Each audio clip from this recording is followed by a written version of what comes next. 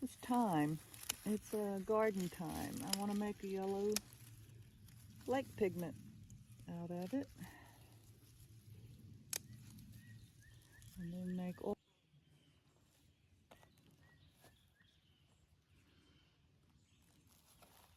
Alright, so I only want the leaves.